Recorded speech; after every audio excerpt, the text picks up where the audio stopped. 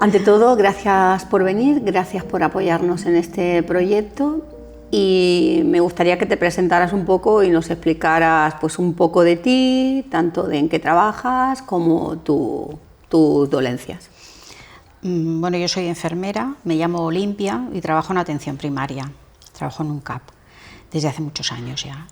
Yo tengo fibromialgia, tengo fatiga crónica y tengo muchos de todas las patologías que pueden dar la fatiga crónica y la fibromialgia, todas las complicaciones. Hace muchos años que batallo ya con ello y bueno, intento estar bien en mi trabajo y luego en casa pues hacer lo que puedo. Intentas sobrellevarlo un poco, ¿no? Sí. ¿Tú crees que hace que los médicos tienen empatía hacia los pacientes con dolor crónico, con fibromialgia, poliartrosis, todo este tipo de cosas? Te puedes encontrar de todo. A ver, hay médicos que en general, te hablo en general, no son demasiado empáticos porque ya cuando viene una persona que ya saben que tiene dolor, que están siempre, ya no saben a veces ni qué hacer con ella, siendo claros, porque ya no saben qué darle, ¿no? Y entonces es como que les desborda y eso hace que tengan una cierta aversión y entonces tanto el paciente como el médico no se sienten a gusto. Y eso puede crear una desconfianza, incluso, ¿no?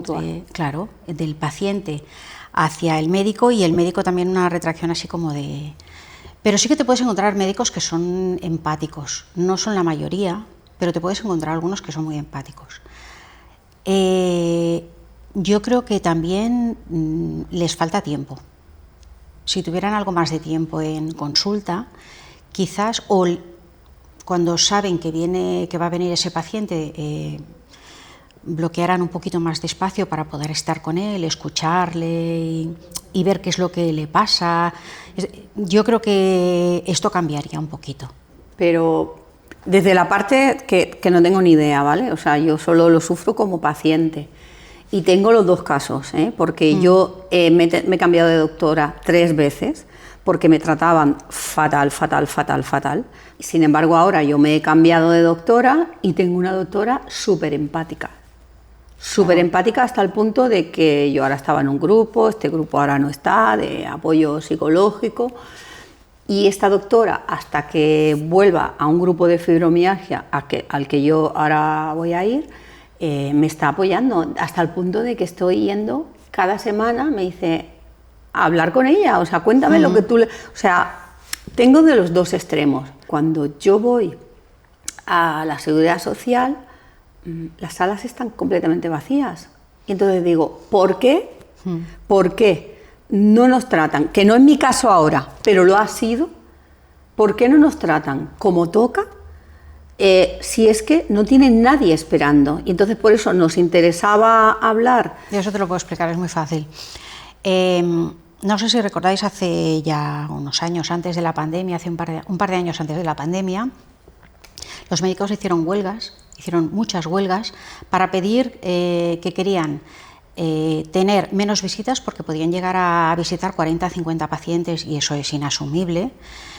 Depende de cómo se organicen los centros entre urgencias y los que tenían citados, o depende, ¿no? Pero unos 40 o 50 podían llegar a visitar. Y eso es inasumible para cualquiera. Entonces hicieron huelgas y se llegó a un acuerdo con la Generalitat, te hablo de l'ICS, de que se les daba más tiempo por paciente y tenían menos pacientes. ¿Qué es lo que pasa? Que esto genera más listas de espera, porque claro, sí que tienes menos pacientes, pero como no hay médicos, el problema es que no hay médicos, por eso también hay mucha lista de espera. Cuando un médico se va, no hay forma para poderlo cubrir, es como imposible. O sea, yo recuerdo hace años que cuando acababan los residentes, esos residentes te hacían las suplencias de verano, no se cerraban agendas prácticamente. Desde hace ya muchos años, es que no hay residentes. Y muchos residentes son extracomunitarios, o sea, son de fuera. Esto sin denostar, no es, sencillamente es lo que hay. Son extracomunitarios. Entonces faltan muchos médicos, tanto para medicina de familia como para especialidades, y por eso hay tanta lista de espera. Entonces, el que veamos los CAPs vacíos también se debe a que durante la pandemia se reordenó un poquito el flujo de pacientes. ¿Cómo? Pues cuando tú quieres pedir hora para el médico, hay cosas que se pueden resolver a lo mejor con llamadas telefónicas o de otra forma, como renovar un plan de medicación o algo así, y se le ponen al médico, entre medio de sus visitas, otro tipo de visitas que son sin el paciente delante. Entonces, eso también lo tiene en la agenda, y hay momentos en que, claro, están esas visitas que se supone que las tiene que ir haciendo en medio, y por eso no hay gente en la sala de espera, ¿no? Y también porque al haber más tiempo para pacientes no se acumulan fuera, sino que más o menos el médico más o llegan menos progresivamente. Va a la hora, y entonces se van haciendo, no se acumula gente fuera. Puedes encontrar 2 o 3 personas a lo mejor, porque a lo mejor con alguien se ha retrasado más, y porque tiene los huecos de las visitas que tiene que hacer telefónicas, que igual las hace a última hora, las telefónicas y las que no son presenciales, más los domicilios, porque es que está todo. Por eso no se ve tanta gente en la lista de espera, o sea, en la sala de espera. Pero yo creo, desde la otra punto de vista, que también tiene que ver con la empatía, volviendo otra vez a lo de la empatía, de médico-paciente. ¿Por qué? Pues porque yo tengo mi doctora de ahora, que es una pasada, ella siempre tiene gente. Ella siempre tiene gente esperando. ¿Por qué? Porque tú entras y ella te dedica el tiempo que te tenga que dedicar. Ella le da igual. Y a mí ha habido días que en pim pam hemos terminado, y ha habido días que se ha pegado conmigo media hora. Sí, sí, sí.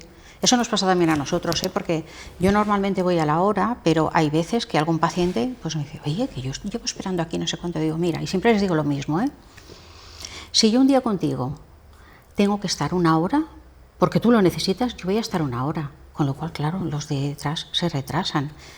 Pero si en 10 minutos lo resuelvo, tú vas a estar 10 minutos. Pues tengo que estar más, estaré contigo. Digo, y no hay ningún problema, no pasa nada. Yo no voy a reloj de este paciente le toca a esta hora y tal. Entonces, eso depende también, lo que tú dices, de la empatía. Hay médicos que son más previsores y a lo mejor tienen puesto una alarma de con este paciente resérvame siempre 2 citas, o sea, 2 seguidas para tener más espacio. O sea, depende también un poquito de... Hay otros que no, venga, que me los pongan todos, que si no me genero mucha lista de espera y yo ya me organizaré, o ya... Cada médico es un mundo, igual que cada paciente es un mundo. Claro. Entonces, yo lo digo porque... Sí que tiene que ver mucho con la empatía también. Yo te lo digo porque tras 3 veces, como he dicho, que me he cambiado de doctora, ahora tengo, vamos... Y antes de 3 veces anteriores también tenía otra que lo mismo, ¿vale? La primera era doctora, y lo digo porque son buenísimas las dos. La doctora Ana Blanco y Eugenia Cardeñosa. Una pasada las dos del medio, que no digo los nombres, pero vamos, son innombrables. Y mi marido y mis hijos van los 3 a un mismo doctor, los 3. Y hemos ido con ellos por casuísticas completamente diferentes los 3. Y a los 3 se les ha tratado con la punta del pie. Es más, mi hijo fuimos, que tuvo, como bien sabes, tuvo el accidente de moto, y fuimos a una visita porque tenía un esguince grave, sí, que aún todavía, a día de hoy, todavía no está bien del todo, y le dijo que no hacía falta que hubiera venido presencialmente, que eso por teléfono podían haber hablado. ¿Me puedes explicar cómo puede ver un esguince por teléfono? Es imposible. Entonces, entiendo lo que tú dices, y ahora he entendido por qué mi doctora a mí me dedica más tiempo, porque se capará 2 visitas, o sea, lo entiendo perfectamente, pero claro, de cómo me trata a mí mi doctora, a cómo trata ese doctor, que no es solo a mi marido y a mis hijos, o sea, es a más gente que conozco, es que los trata a todos con la punta del pie. Entonces yo digo, no lo entiendo. Es más, mi marido fue porque le dolía la rodilla a ese médico, y el médico le dijo que tenía, no sé qué, tendinitis. Y luego tenía una condromalarcia. No tenía nada que ver. Hizo así. Y entonces, no sé, no se puede. Y cogiendo del hilo ese, ¿por qué cuesta tanto que te derive, si lo sabes, un médico de familia a un especialista? Bueno, a ver, con la falta de médicos, justamente tanto de especialistas en reumatología, en trauma, en lo que sea, como los médicos de familia, al haber tanta falta, cada vez han hecho que el médico de familia tenga que asumir más cosas. Entonces le hacen asumir cosas que antes a lo mejor asumía pues otro médico, un trauma, entonces claro, lo asume él. Entonces tiene que haber una serie de criterios que él ya no pueda asumir para que lo derive. O sea, hacen asumir más a primaria. Primaria cada vez está asumiendo más cosas, desde cosas de dermatología hasta cosas de oftalmología, de trauma, reumatología, de todo. Entonces asumen más cosas y cuando ya tienen unos criterios ese paciente es cuando lo derivan, pero no desde un primer momento, sino que empieza tratándolo el médico de familia.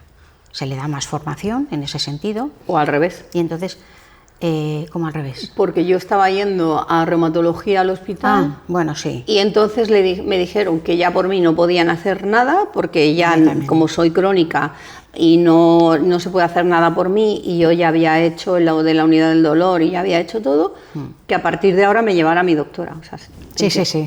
A mí también me lo ha hecho la reumatóloga. Sí.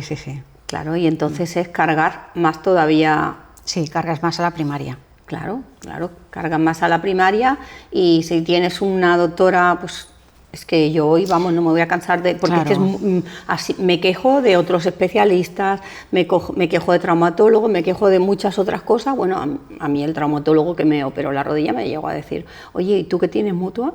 ¿Por qué no te operas por la mutua? Oye, pues porque yo pago seguridad social y quiero que me lleves tú. Es que no entiendo por qué yo me tengo que ir a la mutua si yo pago seguridad social, porque tengo que tener una privada. Pero es que es a lo que nos están encaminando al final, porque yo siempre he sido antimutuas, siempre. En mi casa lo pueden decir, y en el trabajo, que yo siempre he dicho que en la seguridad social los que se han ganado la plaza por oposición, están preparados, y en la privada te puedes encontrar un médico muy bueno, como te puedes encontrar, o sea, tienes que mirarlo también muy bien. Y al final yo, desde hace 2 años, estoy en una mutua, por lo mismo, porque es que hay cosas como pruebas o lo que sea, que sabes que una resonancia te la hacen en 3 días o al día siguiente, en cambio en la seguridad social, yo trabajando en la seguridad social y como un favor, a lo mejor me lo han hecho en 1 mes, y si no te lo hacen en 3, 4, 5 meses, en el tiempo que haya de lista de espera, porque es así. Claro. Y resonancias que se hacen hasta de madrugada. A mí me han llegado a hacer en la seguridad social, en Belviche, una a las 3 de la mañana. Para que el aparato no pare y para que no haya listas de espera. Pero es que es eso, faltan infraestructuras, falta personal, falta... Porque claro, si no se firman los presupuestos, no hay presupuestos para sanidad, no se sabe qué se puede gastar, no hay. Y es como el pez que se muerde la cola. Estamos... Claro, estáis... Es difícil, de difícil solución. Claro, estáis atados, y luego, lo mismo que decimos todo el rato, como hay... Yo creo que en vuestro campo habéis muchos por vocación y muchos otros que ya nos tratan como números. Y muchos que se han ido, porque aquí se paga peor que en otros países, y gente joven que está acabando se va, claro. Se va fuera. Claro, se están llevando, la gente se forma aquí, se tiene que ir fuera. Muchos están yendo a Noruega, porque en Noruega, por ejemplo, te dan el piso, te facilitan que aprendas el idioma durante el primer año, luego ya tú te buscas lo que sea, pero el primer año te facilitan el piso, te facilitan el aprender el idioma, y estás trabajando y cobras como el doble o más que aquí, claro. Sin especialidad. Claro. Si ya tienes la especialidad, cobras más, pero es que cobra más, a lo mejor, uno que está empezando allí que yo, que llevo 30 años. Entonces, claro, es lógico, la gente se va, quiere hacer un colchón y cuando pueda vuelve o no, o se queda. Claro, porque entonces lo que me estás diciendo es que lo que tenemos es mucha fuga de cerebros. Sí. O sea, se forman va aquí, mucha se tienen gente. que marchar porque aquí no tienen calidad. Entonces, Y enfermería está muy bien formada aquí, porque es que enfermería de aquí la quieren en muchos sitios. Hace muchos años en Italia, en Reino Unido, en Noruega, en Suiza, en muchos países quieren la enfermería de aquí. Y es que se la quedan. Pero es eso, porque claro, pagan mejor, están mejor tratados, tienen que hacer menos horas extra, se les paga mejor si tienen que hacerlas. Claro. Y enfermería, así como me dices que ahora le dan más formación, retomando lo que hemos dicho antes, lo que has dicho antes, le dan más formación al médico de familia, a enfermería también nos dan formación, por ejemplo, para tratar con gente con dolor crónico o no, os buscáis un poco la vida vosotros. Desde el centro, a ver, sí que facilitan algunos cursos de diferentes cosas. Entonces, en principio nosotras, enfermería y medicina, tenemos como una referencia, ¿no? Uno es referente, por ejemplo, de dolor y de otros de psiquiatría, otros de diabetes, depende. Entonces nos formamos más en ese campo, pero siempre tenemos una formación general sobre todo. Y si tenemos algún problema o alguna duda, siempre tenemos al referente a quien acudir. Es decir, oye, mira, tengo este paciente, he hecho esto, tal, no sé ya por dónde salir. El problema que tenemos en enfermería es que muchas veces no nos derivan a los pacientes con dolor. Nosotros podemos hacer cosas en enfermería, pero no nos derivan a esos pacientes, los médicos. Es como que no saben que nosotros podemos hacer cosas con esos pacientes, ¿no? Como que no os tienen en cuenta. Y todo depende del médico, porque, por ejemplo, con la UVA... Lo mismo que decimos. Claro, con el médico que yo trabajo súper bien. Es que estamos las dos muy bien, ¿no? Y aún y así, siempre hay veces que faltan cosas que tú dices, ostras, este paciente se le ha hecho esto y me lo podía haber derivado para ir controlando yo a ver cómo va esto. A ver si va bien, si no va bien, y te lo comento. Oye, mira, este paciente hemos hecho esto, porque comentamos los pacientes, ¿no? Mira, he visto este paciente y le he cambiado esto porque he visto que tal. Vale, me parece perfecto, la próxima vez me lo derivas a mí y así vamos. ¿No? Tiene que haber una comunicación, que no con todos los médicos lo hay, porque yo he estado con médicos con los que la comunicación era prácticamente nula. Era decir, bueno, pues mira, te dejo aquí la analítica, ya te la mirarás y ya me dirás lo que sea, ¿no? Por ejemplo. No es el caso de ahora.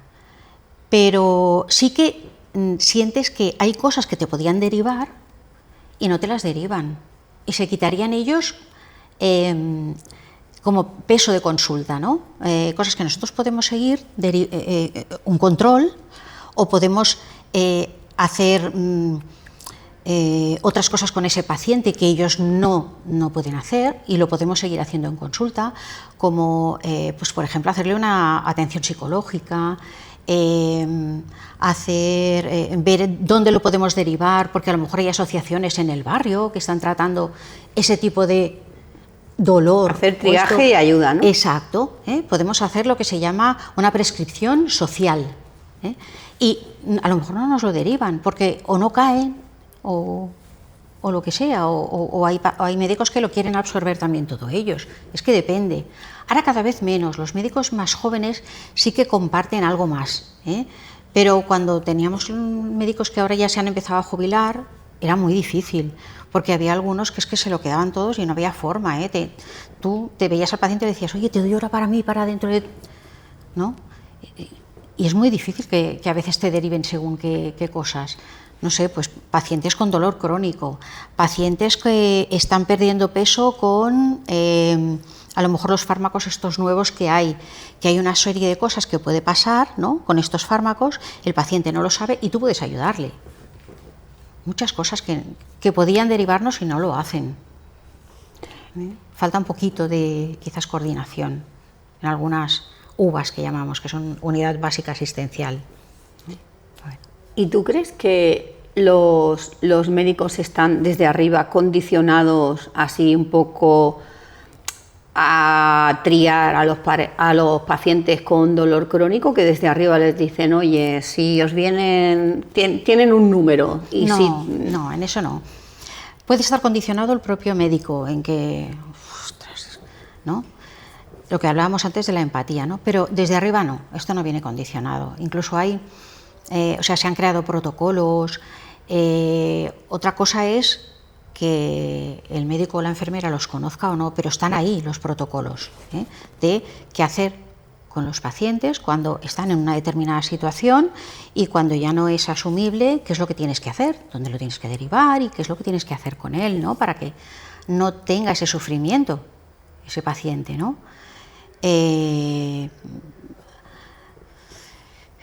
Pero no hay algo que te diga, tienes que tener 30 pacientes con dolor, más no puedes tratar, no. Sí que se mira más la medicación que se le da a los pacientes. Nunca dar lo último de lo último, porque tampoco tienes bien, hasta que no se ha probado durante más tiempo, no sabes cuáles son los efectos secundarios, no sabes cuándo... Eso en la privada son muy de dar, por ejemplo. Yo ahí estoy más con la seguridad social, entre comillas, ¿no? Que lo último no sabes todavía qué efectos secundarios te puede dar y que esperemos un poquito, ¿no? Claro. Y si funciona bien, entrará, es que entrará, no hay ningún problema, pero no en el sentido de decir, tantos pacientes no. En los fármacos sí que se está un poquito más condicionado, pero en eso, para no dar lo último de lo último, hasta que no esté bien probado. Y volviendo a lo que hablábamos desde arriba, ¿no crees que podría desde arriba los coordinadores de enfermería y de médicos hacer algo como para actualizar? Por lo que tú me has dicho de, claro, los médicos más mayores, costaba y tal, ahora que ya, yo qué sé, por actualizar y por colaborar mejor entre vosotros.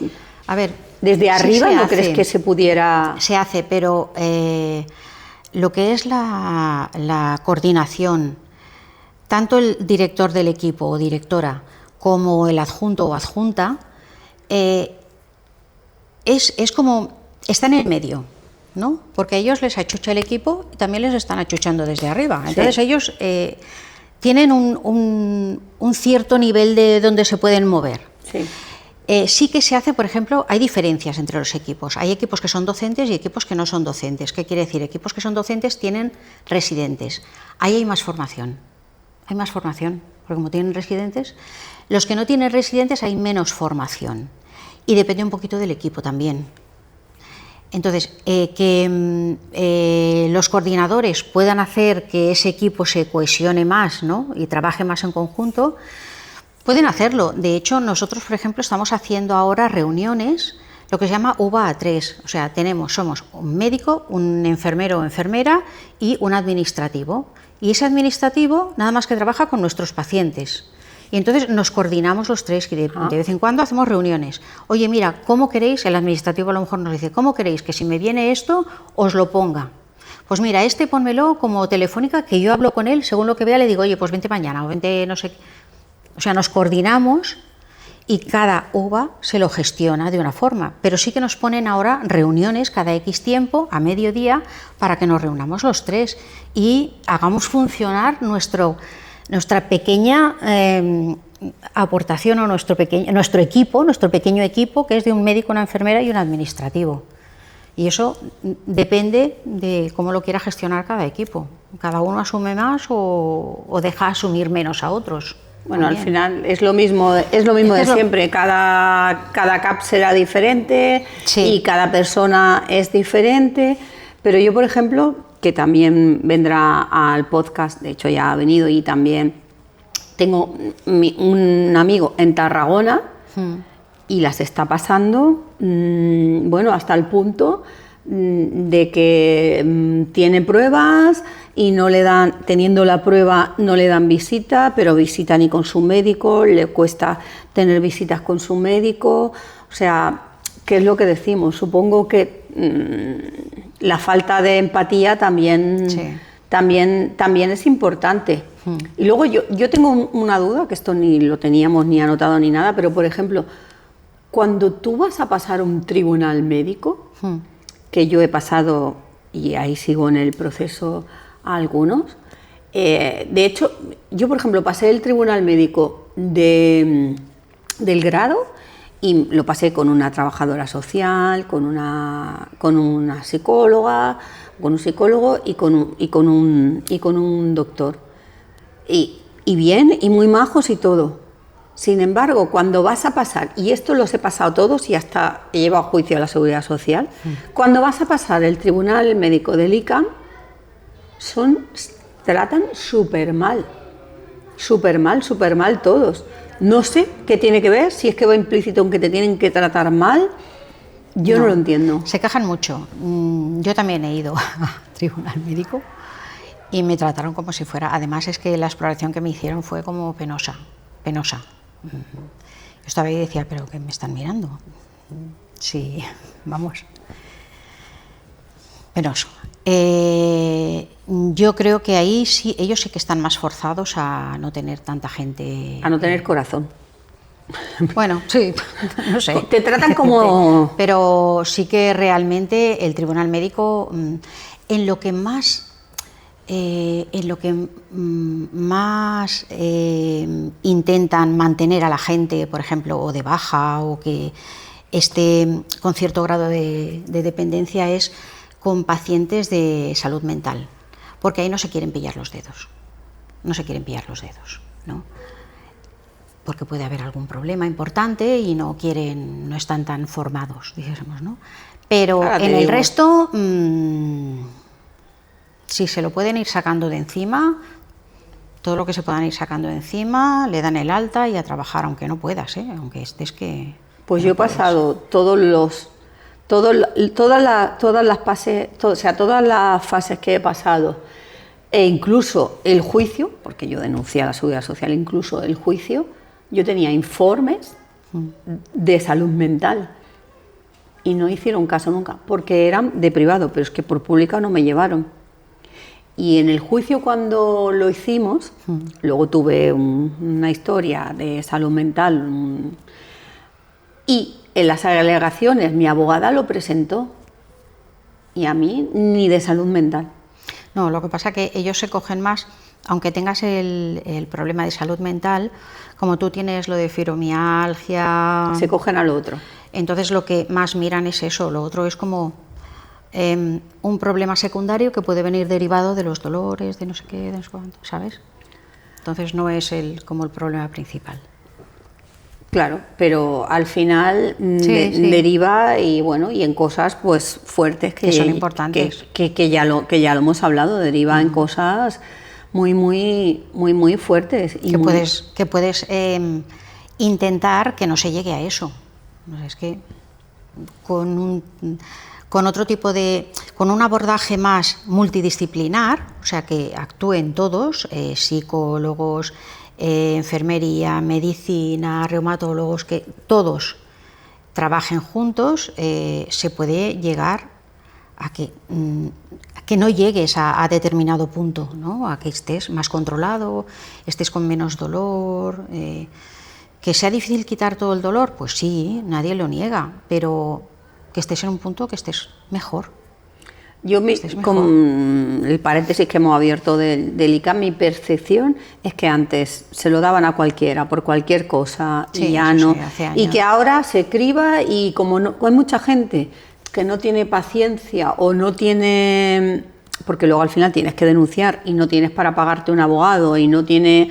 Pues lo dejas estar. Y entonces con eso, yo creo que a eso es de lo que ellos les vale.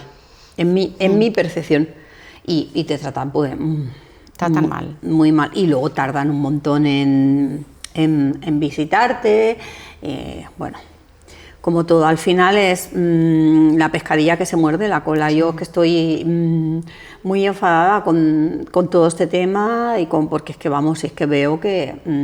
sí. Y luego encima, cuando vas, no te mandan a hacerte pruebas de la Seguridad Social, y cuando tú, como buenamente puedes, te pagas una mutua, no te aceptan las pruebas, porque a mí me dijeron que, claro, yo llevaba pruebas de todo, yo tengo discopatía, poliartrosis, fibromialgia, estoy operada de hecho ahora tengo el menisco roto, me tengo que volver a operar, estoy operada de las 2 piernas, pendiente de operarme de más, que ¿por qué llevaba yo tantas pruebas?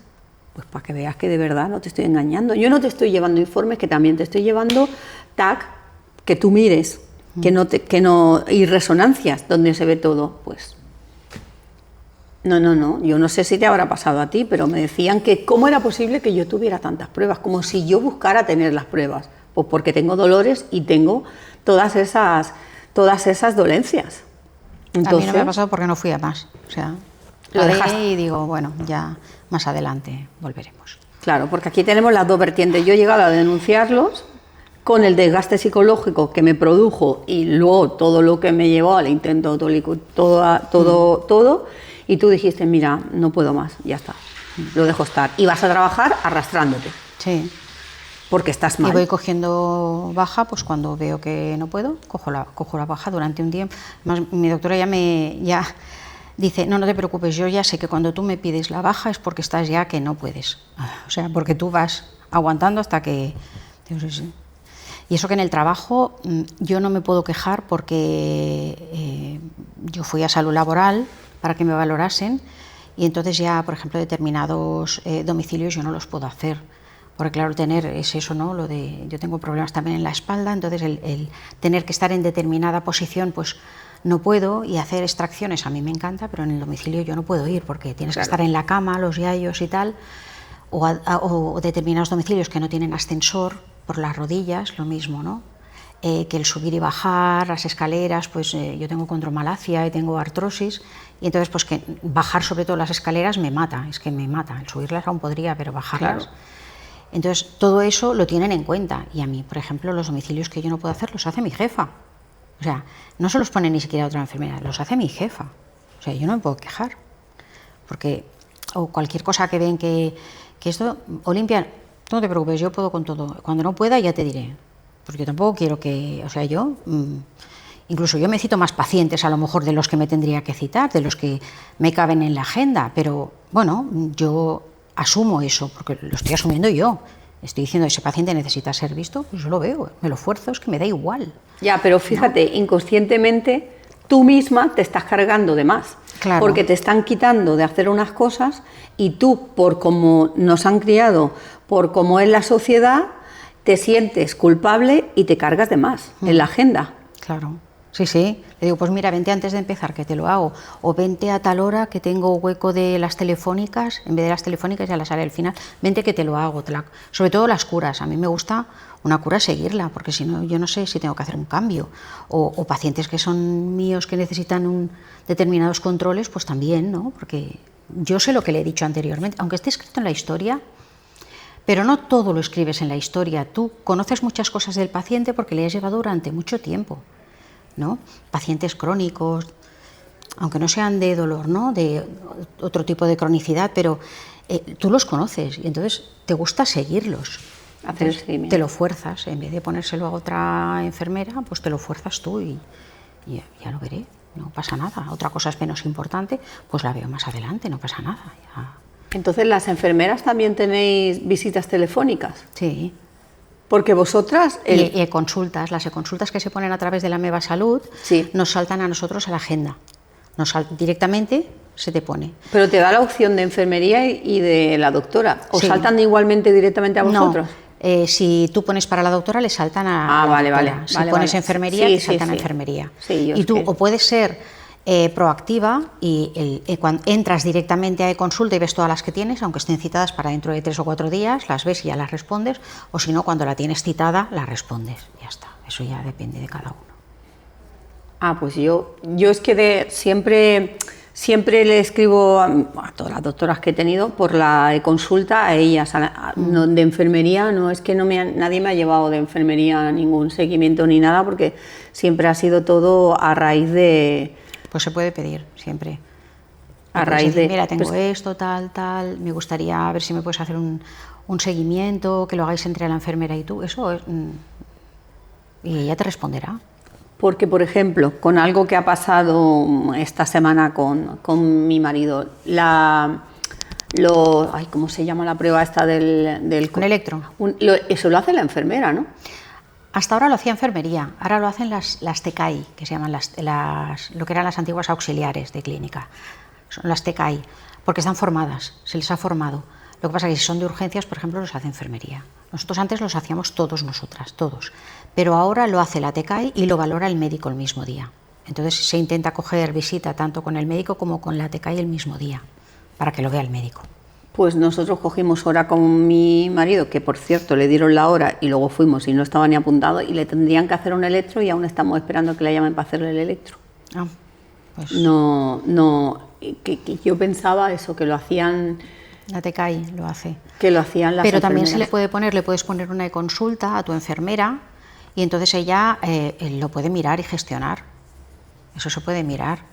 Porque si es un paciente que lo controlan por determinada patología o por lo que sea, ella lo revisa y si ve que es que le tocaba, evidentemente, le dice, pues ya envía a los administrativos citar a este paciente para electro, por tal. Le puedes poner una consulta. Pues ya la pondremos, porque claro, también el no saber, tampoco sabes cómo hacerlo. Al final, él y yo tenemos mutua y terminamos en la mutua como siempre. Claro. Y terminamos en la mutua como siempre, o retomando lo de antes, lo de las listas de espera. Él le operaron el año pasado de varices y aún no ha tenido la primera revisión. O sea, es que es... Sí. Claro, luego yo también entiendo que cuando nos pasan estas cosas, tú cuando yo, por ejemplo, con todo lo enfadada que estoy, con todo lo que pasa con mi marido, todo lo que me está pasando ahora del tema psicológico y todo, ¿cómo gestionas cuando te llega un paciente, que no es mi caso porque yo no soy maleducada, que ya te llega pegando bocinazos, porque de esos te tienen que llegar? Muchos llegan, pero muchos, ¿eh? Claro, ¿y cómo lo haces? Pues depende. A mí, por ejemplo, no hace mucho me vino una señora mayor. Tienes que intentar reconducirlo, ¿vale? Porque tú tampoco tienes la culpa. Claro. Tú tienes un límite. Claro. ¿No? Entonces no puedes forzar, o sea, sí que te fuerzas pacientes, pero no puedes hacer más de lo que haces, es que tienes un límite. Entonces a lo mejor me acuerdo que vino una señora, porque claro, es que desde después de la pandemia, claro, estamos intentando recuperar e ir reconduciendo todos los pacientes desde la pandemia también. No me ha mirado nadie, ni me ha hecho una analítica, no sé qué, no sé cuánto, venía súper enfadada, porque claro, porque tal, y yo era la primera vez que la veía, porque además yo estaba en un cupo nuevo, no conocía a nadie. Entonces, bueno, pues esta señora estuvimos hablando y de repente la oigo que, digo, te está costando respirar, ¿no? Déjame que te ausculte. La empecé a auscultar, ella se empezó a calmar, o sea, intenté cambiar y realmente esa señora, más que por el control crónico, necesitaba, porque se estaba ahogando, necesitaba que alguien la viese por el problema que tenía en ese momento. De ansiedad. Acabó, no. Acabó con antibióticos, acabó porque estaba mal, o sea, yo la estaba oyendo que esta señora no estaba bien. Y entonces, pues por ahí cambió un poquito. Cuando ven que te preocupas, aunque no sé, y le dije, mira, no te preocupes, lo de la diabetes lo miramos, te doy hora ahora y ya lo miraremos otro día. Ahora es más importante esto otro. Pasó la doctora, porque con la doctora que tengo no hay ningún problema. Oye, mira, puedes entrar, mírate a esta señora que la estoy auscultando y yo esto no lo veo claro. Pam, pam, pam. Como vio que se la atendió, o sea, que ella iba por otra cosa, pero vimos algo que era más urgente y tal, intenta reconducir. A esta señora fue por esto, pero intentas reconducir el tema, ¿no? Intentas explicar que, mira, vamos llamando, pero claro, no tenemos hueco para todo el mundo. Intentamos que cuando vengáis ya tengáis analítica, electro hecho. Si hay alguna otra cosa, siempre os podéis poner en contacto con nosotros por e-consulta. Si se puede solucionar por e-consulta, os lo solucionamos. Si no, pues os diremos, mira, tenéis que venir porque esto no os lo podemos resolver por e-consulta. Intenta reconducirlo un poco, ¿no? Para que entiendan que tú también tienes una capacidad y que no puedes hacer más de lo que hay ahí. Es que no puedes hacer. Me dijisteis que me avisaríais para esto y no me habéis avisado. Pues mira, está puesta la gestión para que se haga, pero igual no se ha podido hacer porque el administrativo no ha tenido el espacio o no ha podido y está ahí pendiente de que te llame. O no me he acordado. Porque también puede ser, que es que tienes muchas cosas y de un paciente y algo en concreto te olvidas de gestionarlo. Es que puede pasar también. Porque a lo mejor hay muchos frentes abiertos en ese paciente que tienes en consulta y algo se te olvida. Claro. Porque somos personas. A mí se me ha podido olvidar algo y me lo recuerdan. Mira, disculpa, es verdad, tienes toda la razón. Esto, justamente esto, te tramité todo esto y esto se me fue. Discúlpame, lo siento. Es que intenta reconducir y si es necesario pedir disculpas porque te has olvidado o porque no se ha gestionado algo, pues pides disculpas e intentas solucionarlo lo más rápido posible. Claro, yo otra cosa no puedes hacer.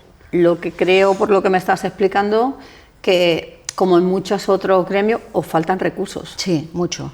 Nos faltan recursos. Yo lo que saco de lo que me estás diciendo es que, por un lado, os faltan recursos y como todo en la vida, hay gente con más empatía y con menos empatía. Sí. Y hay gente que, como tú, por lo que estás explicando, con los recursos que tienes, haces todo lo que puedes y más y te preocupas por el paciente, para ti no son números. Y luego hay otros sanitarios que, con los recursos que tienen, hacen lo que tienen que hacer y si no llegan, no tienen tanta empatía con el paciente. Sí, eso depende de la persona. O sea, depende de la persona, partiendo de la base de que a todos os faltan recursos. Sí, faltan recursos de todos los sentidos, personales, económicos, estructurales. Bueno, y ahora con los estructurales, porque yo, por ejemplo, cuando hicieron el hospital de Sant Boi, poco más se cargan a mi hija, porque lo hicieron muy grande, pero tenían plantas y plantas cerradas. Y a mi hija, que tenía 10 años, la vio fuimos de urgencias con un dolor, le dijeron que era gastroenteritis porque no tenían pediatra y la vio un médico de medicina general y luego resulta que no es que lo que tenía la primera vez que fuimos era el apéndice, ya se le complicó, ya se le estalló todo, bueno, la tuvieron que... Una semana después volví porque seguía con los dolores y al final la tuvieron que llevar en ambulancia a San Juan de Dios de Esplugas. Con una peritonitis. Sí. Sí, y estuvo, 10 días que decían, o sea, estuvo muy mal, luego al final fue bien, se recuperó y ya recuperada luego la pudieron operar, pero en primera instancia en primera vista fue porque no tuvieron, ellos no supieron hacer las cosas. ¿Sabes cuál es el problema de urgencias? Que es una de las cosas que estaban ahora reclamando los médicos, que hacen muchas horas seguidas. Entonces, sí. Claro, si estás 24 horas o 12 horas de guardia, los que tú estás viendo al principio muy bien, pero los que estás viendo al final es que, te pones en el lugar ya tienen capacidad. Pero ¿cómo puedes? Es que es imposible, se te pueden pasar 1000 cosas, pero 1000 cosas. Entonces no dan de más y eso lo estaban reclamando, que no hubiera guardias de tantas horas, porque ellos no pueden. Luego también en urgencias el problema es que se va a veces a urgencias por cosas que no son urgentes, sí. Y se colapsan las urgencias. ¿Qué pasa? Entonces se están viendo cosas que a lo mejor es una chorrada y luego te viene una cosa importante y estás tan colapsado y tan cansado de tantas horas que se te puede pasar. Que puede ser un mal médico, un buen médico, una mala enfermera, una buena enfermera, pero si estás tantas horas, al final hay algo que se te escapa, es que se te puede escapar. Y ahí la solución es que sean menos horas. No se puede estar tantas horas de guardia. Es que no es viable. Ni descansas, ni puedes atender en condiciones a los pacientes. Y en urgencias muchas veces ese problema se da. Sí, yo tengo tres cosas que me pasaron. Me pasó esto con mi hija, luego mi hijo, el día justo que era su cumpleaños, él siempre vomitaba mucho porque tenía el propenso a vomitar, y cada niño es propenso a tal. Y una vez fui porque tenían unos vómitos ya verdes, y me dijeron que era gastroenteritis, y dije que no me iba, que mi hijo no tenía gastroenteritis, y ya con seguridad para echarnos de San Juan de Dios de Esplugas, porque es que no me negaba, porque yo sabía una madre al final, muchas veces el mejor médico. Y entonces le dio un vómito de esos estando allí y pasé de que me echaran a casa con seguridad, porque es que decían que nos teníamos que ir, a tener 5 o 6 médicos en la sala, en la consulta, porque tenía una invaginación, se le habían pegado las tripitas. Pobrete. Y no, es que eso no lo habían visto, porque decían que era lo que tú dices, no sé si es porque el médico llegaba más, y si yo no soy pesada y yo digo que no, nos vamos y le podría haber pasado algo peor. De hecho, la tercera, que para mí es casi la primera, es peor, porque es cuando se murió mi Albert, y fue por una negligencia. Es que eso a mí no hay quien me lo quite de la cabeza, porque yo fui las 2 semanas antes y la semana de antes, y me dijeron que no había cama y no me podía quedar ingresada y que hiciera reposo en casa. Si en lugar de hacer reposo en casa me hubieran provocado el parto, que estaba de 7 meses y medio, pues mi hijo estaría vivo y tendría 22 años. O sea que yo entiendo que puede haber un fallo humano, pero ostras, es que los fallos humanos y sobre todo en urgencias cuestan vidas. Sí. Por eso es importante el regular bien y el que el personal que esté trabajando en urgencias tenga los descansos que tiene que tener y haga las horas en las que se puede ser útil, hablando útil, ¿no? Así, en urgencias, o sea, en el que puedes dar todo de ti y en el que puedes pensar lo que tienes delante, cómo lo solucionas. Pero si llevas 20 horas o llevas 12 horas o llevas... Ya no das. A última hora estás que... Zombie. Que ya no sabes ni lo que estás viendo. No, a última hora... No sabes lo que estás viendo. A última hora supongo que están zombie, pero claro, estamos hablando de vidas, sí. No estamos hablando de un paquete de macarrones, por decir. Entonces, claro, la cosa cambia bastante. Sí. Yo tenía más preguntas así como más técnicas, pero que habíamos estado mirando y que habíamos estado... Pero yo creo que nos has dado una visión diferente de lo que nosotros teníamos, que yo sigo estando enfadada con la Seguridad Social. Sí, está súper claro que sigo estando enfadadísima por 1000 cosas, pero también entiendo más cosas ahora con la visión que tú nos has dado. Y al final, tú, desde dentro, como enfermera, ¿cómo crees que se podría ayudar más a las personas con dolor crónico? Yo creo que compartiendo. Compartiendo quiero decir que lo que te decía antes, que no lo lleve solo el médico. Que seamos un grupo, tanto la enfermera pueda ir dando apoyo a esa persona, controlando la medicación, si se puede aumentar o no, después comentándolo con el médico, cuando llegas a un punto, derivarla al médico, si ves que lo tienes que derivar a psicología, si ves que tienes que... O sea, compartiendo un poco ese paciente, él se sentirá más apoyado también porque ve que hay una red de personas que están trabajando con él y el médico ni se sentirá tan saturado y yo creo que el paciente también se sentirá más arropado, desde mi punto de vista. Mira, a raíz de lo que estás diciendo, de lo de compartir, yo no lo había visto tan así, pero yo, por ejemplo, yo estaba yendo a un grupo de terapia que ya se cerró y ahora me pasaron a fibromialgia, que aún no he empezado, mi doctora, pues lo que hablábamos, me lleva, ¿vale? Y mi doctora está moviendo hilo con la psicóloga, ya se está apoyando en ella y entre las dos... Están, sin tener yo visita psicológica, sí. O sea, pero ellas, o sea, mi doctora está buscando, se preocupa y está buscando apoyo en la psicóloga y están viendo cómo encajar y dónde meterme para poder ayudarme mejor. Y el otro día cuando me llamó la psicóloga y me dijo y tal, y entonces me dijo que volvería a hablar con mi doctora para ver cómo... Y entonces ellas sí que hacen esto. Claro, es que entonces, esto... Algunos equipos lo hacen, muchos equipos lo hacen. Incluso hay médicos y enfermeras que lo hacen, aunque el paciente no lo sepa. O sea, se está trabajando a lo mejor tú un caso, nosotros tenemos un día, cada 15 días, por ejemplo, con la psicóloga y con el psiquiatra que vienen al centro y se pueden comentar casos. Se comentan casos, mira, tengo esta paciente, qué tal, pues mira, esta deríbamela, o esta, mira, vosotros en consulta podéis hacer esto, me comentáis, hablamos, decimos, ¿sabes? O sea, hay pacientes que ellos te dan recursos para que tú puedas ayudarlos. Y hay otros pacientes que te dicen, mira, con lo que habéis hecho, claro, ya no podéis hacer más, pues deríbamelo aquí o deríbamelo allí, depende, ¿no? Si son cosas que se pueden resolver rápidas, las ven en el centro y si no, hay que derivarlas a salud mental a otro lado. Pero sí que se trabaja con diferentes, hay consultorías, el reumatólogo viene también cada X tiempo, el dermatólogo, el cardiólogo. Se comentan pacientes, pues mira, pues le puedes hacer este cambio si ves que esto no funciona o tal. O sea, se trabaja, aunque el paciente no lo sepa, sí que se trabaja con los especialistas, se les consulta, se trabaja de una forma coordinada.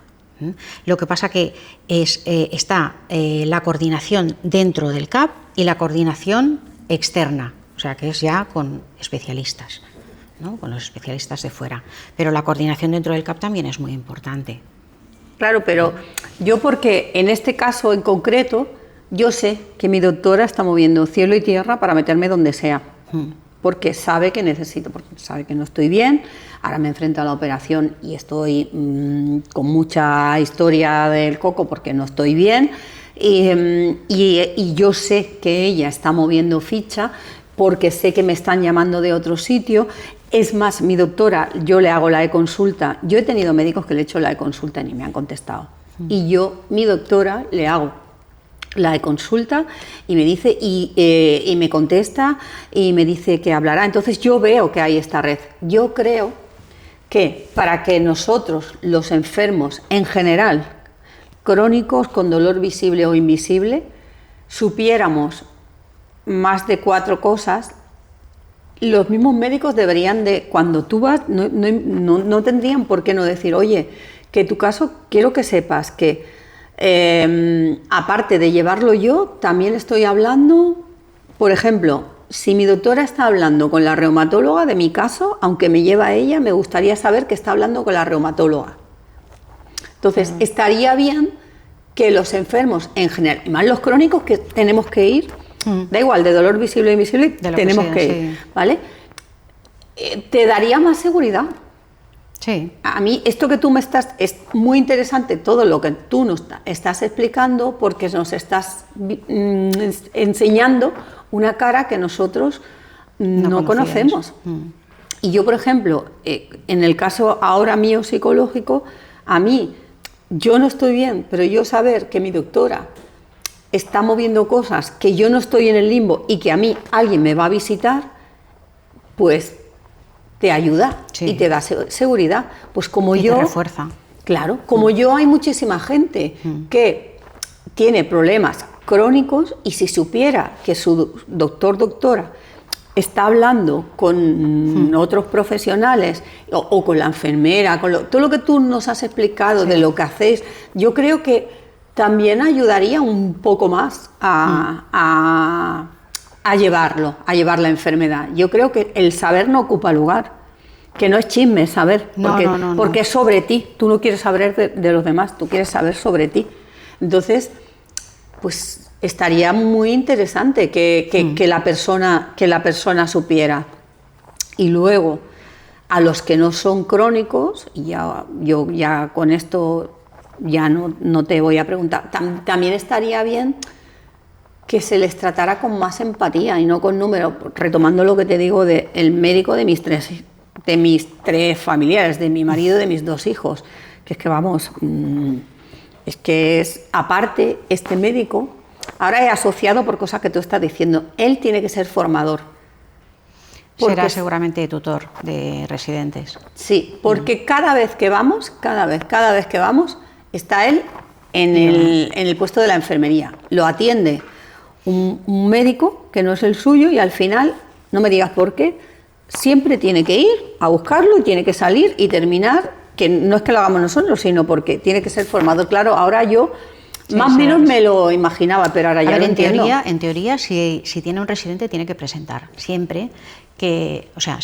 Nosotros en la puerta siempre pusimos unos carteles de que somos un equipo docente en el que siempre va a haber un residente en consulta y que si por alguna cosa en concreto el paciente no quiere que esté, lo puede decir, pero que en principio está para formarse, o sea, para aprender con los pacientes. Él es médico, pero está haciendo la residencia, la especialidad de familia, con lo cual pasa tiempo por familia y por otras especialidades, porque se rota en cirugía, en urgencias, en muchos sitios, en dermatología, en oftalmo, rotan en un montón de especialidades y sobre todo están en familia, pero claro, siempre se ha de informar al paciente de que mira, esta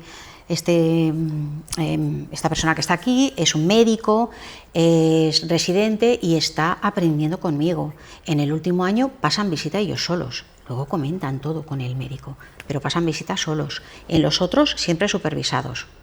siempre. Pues, Nosotros siempre supervisados. El médico debe de ser ya el último año de todos porque siempre están solos y siempre van a consultarle algo. Y yo sé lo que tú estás diciendo, lo de residente, porque en el grupo que yo tenía de terapia había una persona y la psicóloga nos la presentó y nos dijo que era residente. Y nos lo explicó y sin problema, ya está. Si, al final, si te explican las cosas... Claro, no pasa nada. Es como te enteras. Por mí, nada más, solo te quería hacer una pregunta y decirte que si tú te has quedado con ganas de decir algo o de explicar algo. No, porque yo creo que más o menos ha salido todo. Sobre todo, lo importante es la empatía, la coordinación para que el paciente no se sienta solo y el control del dolor. O sea, pero eso, hacerlo de forma conjunta. Claro. Que es la forma en la que el paciente se sentirá más arropado y mejor. Yo es lo que creo. Y luego tú, mirando a cámara como Olimpia, ¿desde cuándo? Siempre mirando a cámara, siempre que vienen, siempre preguntamos qué te hubiera gustado ser de pequeña. ¿Qué te dirías a ti, a la Olimpia de pequeña? ¿Tú qué le dirías? ¿Desde cuándo querías tú ser enfermera? Esto surgió, pues yo antes lo que realmente quería hacer era... A mí me gusta todo lo manual, sí. Entonces yo quería estudiar Bellas Artes. Hice la prueba para entrar en la Massana y me cogieron. Lo que pasa que, bueno, en nuestra época, ya sabes que eso no te va a conducir a nada, eso no sé qué, no sé cuánto, lo dejé. Entonces yo estaba haciendo COU y a la vez que COU empecé a hacer un módulo, estaba haciendo las dos cosas a la vez, de radiología. Entonces empecé a entrar en el mundo sanitario y pensé, ay, esto me gusta. Voy a hacer enfermería y cuando acabé COU terminé el módulo porque también quería acabarlo, eran 2 años, digo ya que estoy, y entonces hice selectividad y entré en enfermería y es algo que me empezó a gustar y que yo no me lo había planteado porque me planteaba Bellas Artes o química, que también me gustaba mucho, pero sobre todo Bellas Artes, era lo que más me gustaba. Y mira, acabé en enfermería y bien. También he aplicado cosas de Bellas Artes porque pinté la sala de espera de pediatría yo, con dibujitos para los niños. O sea, pero bien. Estoy a gusto, la verdad es que me gusta mi trabajo, me gusta mucho. Me gusta estar con la gente, si les puedo ayudar en algo y me gusta, en primaria lo que me gusta mucho es la continuidad que puedes hacer con el paciente, el seguimiento que le puedes ir haciendo. Que quizás en hospital esto... no lo puedes hacer porque es otro tipo de visitas, pero en primaria podemos hacer un seguimiento. De hecho, muchas veces hemos hecho seguimientos, yo que llevo 30 años, de gente que empiezas a lo mejor con 50 o 40 años, conoces a toda su familia, a los padres, a los hijos, hasta que los tienes en atención domiciliaria y acaban falleciendo. Y lo pasas mal realmente cuando fallecen. O sea, y a mí me gusta, es que me gusta mi trabajo, a mí me gusta mucho. ¿Y qué le dirías? Pues sobre todo darte las gracias y decirte que al final has podido aplicar lo de tus Bellas Artes. Sí. Y también lo aplicas en tu día a día, que tienes tus plantas y tus plantas que te gustan, tus macetas, tus pinturas que también haces, o sea que también está muy bien. ¿Qué le dirías mirando a cámara, a la Olimpia de pequeña? ¿A la niña Olimpia qué le dirías? Que te dejes llevar por lo que te gusta, por tus emociones y que lo que te digan los demás lo tengas en cuenta, pero que seas tú la que tomes la última decisión.